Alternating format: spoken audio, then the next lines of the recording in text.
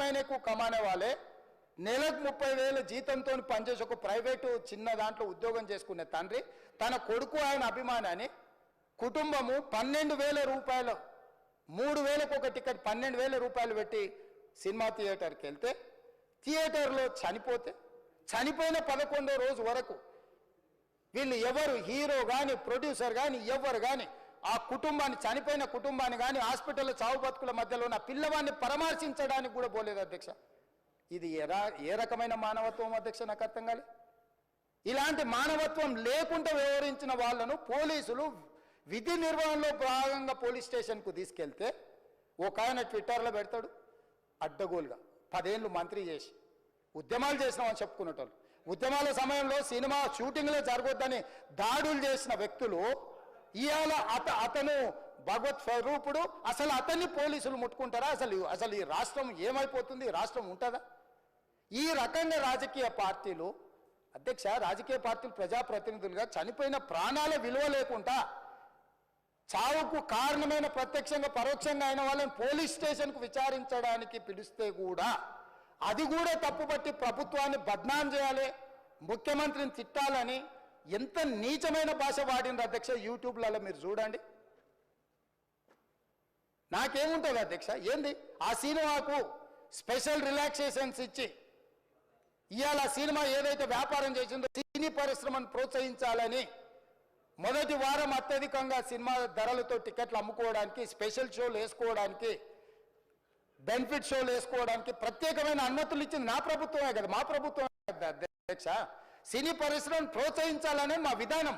ప్రోత్సహించే క్రమంలో తెలంగాణ ప్రజల ప్రాణాలు తీసుకుంటే కూడా వాళ్ళని ఏమనొద్దానంటే మీరు లా చేయండి అధ్యక్ష. మరి స్టేట్కు లా అథారిటీ ఉందో లేదో నాకు తెలియదు, కానీ star, film star, super stars or political stars is having some special privilege. If they murdered anyone also we need not to prosecute or otherwise we need not to book any case against these personalities అని మనం మీరు చట్టం చేస్తా అంటే సినీ ప్రముఖులకు కానీ రాజకీయ ప్రముఖులకు కానీ స్టార్లని ఫీల్ అయ్యే వాళ్ళ పట్ల ప్రత్యేకమైన చట్టం ఉంటుంది, వాళ్ళ మీద కేసులు పెట్టొద్దని మీరు ఏమైనా చట్టం చేస్తే ఆ చట్టం అమలు చేస్తాం అధ్యక్ష. ఈ రోజున్న డాక్టర్ బాబాసాహెబ్ అంబేద్కర్ ఇచ్చిన చట్టం ప్రకారము దీనికి కారణమైన వాళ్ళను ప్రత్యక్షంగా పరోక్షంగా కారణమైన వాళ్ళందరి మీద కేసులు కట్టి పోలీసులు విచారణ చేయాల్సిందే, బాధితులను శిక్షించాల్సిందే అధ్యక్ష.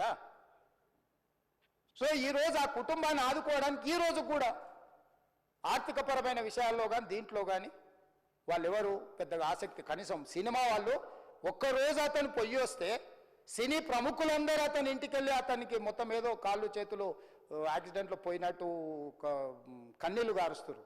ఈ సినీ ప్రముఖులు ఒక్కరైనా హాస్పిటల్కి పోయినరా అధ్యక్ష? నేను సూటిగా తమ ద్వారా సినీ ప్రముఖులను నేను అడుగుతున్నా అధ్యక్ష. తల్లి చనిపోయి 9 సంవత్సరాల పిల్లగాడు బ్రెయిన్ డెడ్ అయ్యి ఆక్సిజన్ అందక 20 రోజుల నుంచి హాస్పిటల్లో కోమాలో ఉంటే ఈ సినీ ప్రముఖులు ఒక్క రోజు కోసం పోలీస్ స్టేషన్ పోయిన ఇంటికాడ క్యూ కట్టి ప్రభుత్వాన్ని తిడుతున్నారు, నన్ను తిడుతున్నారు, అతన్ని పరామర్శిస్తున్నారు. ఏమైంది అధ్యక్ష? అతను కాలు పోయిందా, కన్ను పోయిందా, చేయి పోయిందా, ఏమైనా కిడ్నీలు దెబ్బతిన్నా, ఏమైంది? అతన్ని ఇంతమంది సినీ ప్రముఖులు పరామర్శించారు, కలిసిండ్రు, అభినందించారు. కానీ ఆ పిల్లగాన్ని కనీసం అన్న పరామర్శించడానికి సినీ ప్రముఖులు ముందుకు రాలేదంటే సినిమా ఇండస్ట్రీలో ఉన్న ప్రముఖులు ఏం ఆలోచన చేస్తుండ్రో, ఏం కోరుకుంటుండ్రో నాకైతే తెలియదు. 100% 100% जो भी अकबरुद्दीन ओवैसी साहब ने जो मुद्दा उठाए वो मुद्दा के लिए मैं ये बात कह रहा हूँ, सचमुच बोल रहा हूँ, ये शर्म की बात है. 20 दिन के बाद भी एक दिन के लिए उनको पुलिस स्टेशन को लेकर गए तो हाईकोर्ट भी इमीडिएट अजर्नमेंट मोशन, लंच मोशन ले लिए, उनका बेल भी दे दिए, सब कुछ. आधी रात को 11-12 बजे अपने लोग बोल रहे थे जेल का दरवाजा खोलो, 12 बजे उनको छोड़ो. अरे भाई कहाँ है प्रोविजन? कहाँ से छोड़ू मैं? कोई मेरा घर का मामला नहीं है. मेरा घर का मामला है तो मेरा गेट निकाल के आने वाले जाने वाले को मैं बोल सकता हूँ. जेल का दरवाजा मेरा हाथ में नहीं है, कानून के हिसाब से चलाने का है मेरे को. रात 12 बजे अरे वो फिल्म स्टार है उसको छोड़ दो. भाई अगला दिन मैं रहे तो ना फिल्म स्टार को छोड़ने के लिए. अगर आधी रात को 12 बजे किसी को जेल से छोड़ने का कोई लॉ है तो बोलो, मैं भी लागू करता हूं. तो इसीलिए ये इतने फिल्म स्टार कोई भी दवाखाना तक नहीं गया, छोटे बच्चे को नहीं देखा अकबर साहब. ये अफसोस की बात है, शर्म की बात है, सचमुच बोल रहा हूं मैं. अगर मैं वहां पर जाके देखने के लिए मैं पूरा स्टाफ और मेडिकल एंड हेल्थ सेक्रेटरी, मेरा कमिश्नर, सब टीम को मैं डिप्लॉय कर दी, सीता और अपने कमीशन चेयरपर्सन, सब लोगों को वहां भेज के मैं continuously I monitoring that boy health condition. So ये कैसे कहां जा रहे हैं हम लोग भाई? उन लोगों को जिम्मेदारी दी नहीं है, हम समझ भी सकते. अगर పోలీసులు తిరస్కరించారు 4 తారీఖు హీరో కానీ హీరోయిన్ కానీ సినిమా ప్రొడ్యూసర్స్ కానీ ఎవరు థియేటర్ రావడానికి వీల్లేదు. ఈ థియేటర్లో మేము సెక్యూరిటీ ఇవ్వలేము. ఈ థియేటర్కు ఉన్నది ఒకటే దారి. ఈ దారిలో ఇంతమంది వేలాది మంది అభిమానులు వచ్చినప్పుడు మేము కంట్రోల్ చేయలేము, వద్దు అని తిరస్కరించారు. తిరస్కరించిన తర్వాత కూడా 4 తారీఖు 9:30 ప్రాంతంలో హీరో రావడం జరిగింది. రావడం కారులో వచ్చి థియేటర్లో పోయి సినిమా తెచ్చి మళ్ళీ కారులో వెళ్ళిపోతే పెద్దగా ఇంత ఇబ్బంది జరుగుతుండేనేమో లేదో నాకు తెలియదు. కానీ ఎక్సోడ్ చౌరస్తా కంటే ముందు నుంచే కారులో రూఫ్ టాప్ ఓపెన్ చేసి రోడ్ షో చేసుకుంటే థియేటర్లో పోవడంతో ఆ చుట్టుముట్టుతున్న 7-8 థియేటర్లలో ఉన్న సినిమా అభిమానులు మొత్తం ఇక్కడికే రావడంతో వేలాది మంది జమ అయినారు.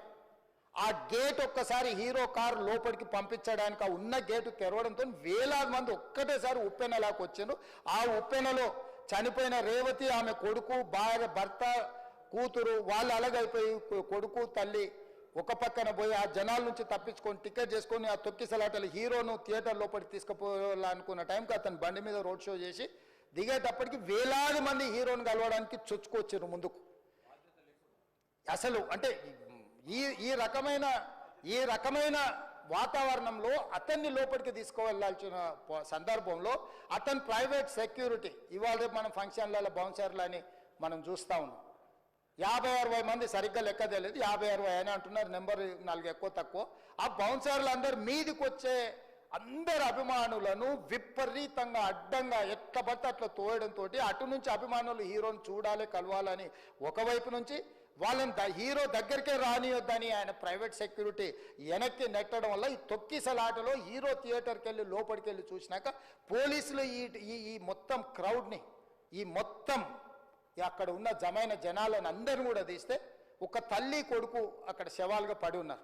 ఆ తల్లి అంత తొక్కిసలాటలు కూడా నేను ఆ వీడియో చూసిన ఆ తల్లి లోపలికి వచ్చినప్పుడు కొడుకు చేయి పట్టుకొని ఎంత జాగ్రత్తగా కొడుకుని తీసుకొని వస్తుందో ఆ తల్లి ప్రేమ ఎట్లుంటుందో అక్కడ నాకు చూసి నాకు అర్థమైంది.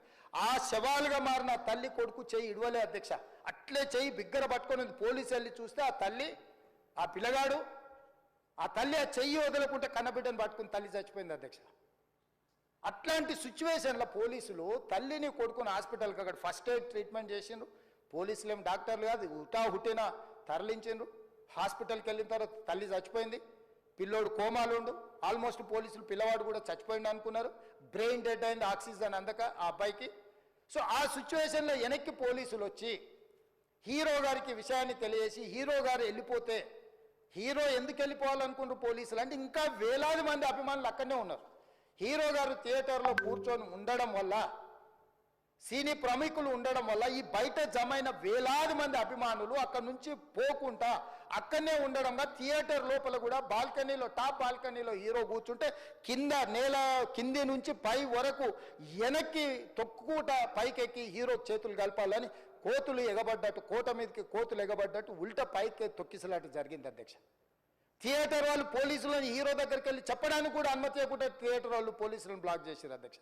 ఎప్పుడైతే హాస్పిటల్లో తల్లి చచ్చిపోయిన పిల్లగాడు కూడా ఆల్మోస్ట్ చావు నోట్లో ఉన్నాడు అని తెలిసి పోలీసులు వచ్చి ఏసీపీ వెళ్ళి చెప్పడానికి పోతే థియేటర్ సిబ్బంది లేదు హీరో దగ్గరికి వెళ్ళడానికే వీళ్ళదని చాలాసేపు పోలీసులను కూడా హీరో దగ్గరికి పోనీయలేదు అధ్యక్ష, వాళ్ళ ప్రైవేట్ వీళ్ళు. చివరికి ఏసీపీ కోపం వచ్చేసి మిమ్మల్ని అందరిని తీసి లోపల వేయాల్సి వస్తుంది అని చెప్పిపోయి హీరోకు ఏసీపీ క్లియర్గా ఇద్దరు చనిపోయినరు, మీరు ఇక్కడ కూర్చుంటే థియేటర్లోనగా థియేటర్ బయట ఉన్న వేలాది మంది ఈ సినీ అభిమానులను మేము కంట్రోల్ చేయలేకపోతున్నాం, ల్యాండ్ ఆర్డరు శాంతి భద్రతలు చేయి దాటిపోయినాయి, మేము లాఠీ చార్జ్ చేయాల్సిన పరిస్థితి ఉంది, మీరు దయచేసి వెళ్ళిపోండి, వచ్చిండ్రు చూసిండ్రు కదా వెళ్ళిపోండి అంటే లేదు నేను సినిమా అయిపోయే వరకు ఇట్లే కూర్చుంటానని పోలీసులతో చెప్పిండని సిటీ కమిషనర్ నాకు చెప్పడం జరిగింది అధ్యక్ష. అదేవిధంగా ఇంకా కంట్రోల్ కాకపోవడంతో అప్పుడు డీసీపీ పై అధికారులు